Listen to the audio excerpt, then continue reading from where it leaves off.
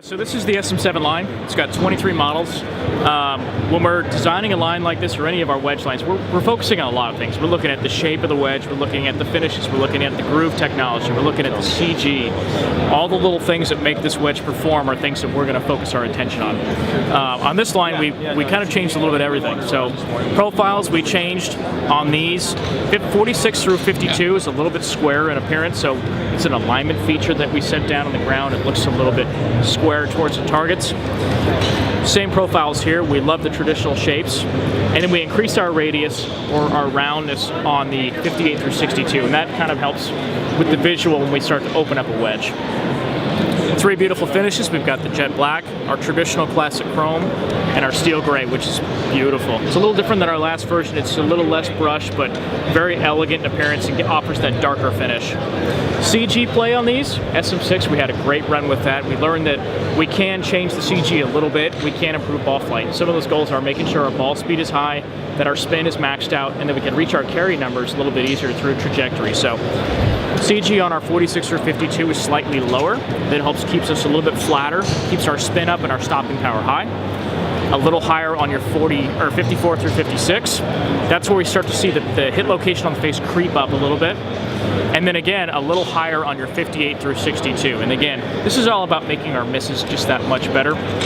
We want to make sure our ball flight maintains its window, and again, spins, max performance down range, whether we hit it great or we miss hit it just ever so slightly. So those are some of the goals. And then our groove process. We love 17 grooves. It's something we test every year, something we investigate. We want to make it better.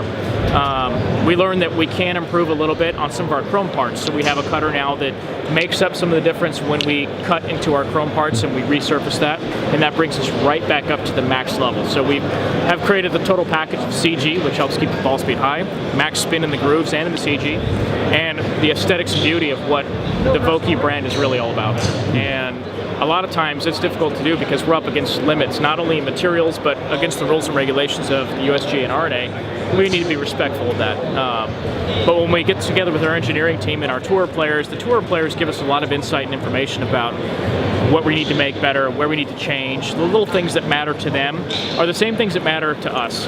And so when we're working with Bob, we're working with the engineers, we're moving things around, we're testing, we're changing the colors, we're changing the cutters and the grooves, and that's all part of that process of how we design and come up with something like this. And it is difficult to make it better, but we've done it again. We've made SM7 better than SM6. We want to produce product that is better. That's how we earn the trust of the players, is giving them something that's better than what they currently have.